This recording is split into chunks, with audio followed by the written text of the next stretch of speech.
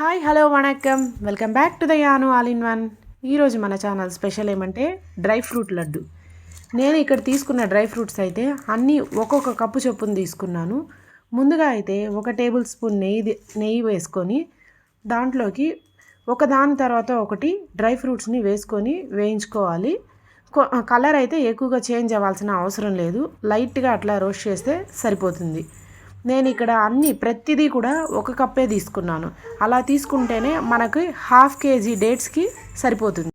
ఈ లడ్డూని చిన్నపిల్లలకి పెట్టడం వల్ల వాళ్ళకి రక్తహీనత ఉంటే కూడా చాలా ఉపయోగపడుతుంది. ఎందుకంటే డేట్స్ తినడం వల్ల మన బాడీలో బ్లడ్ కంటెంట్ అనేది పెరుగుతుంది.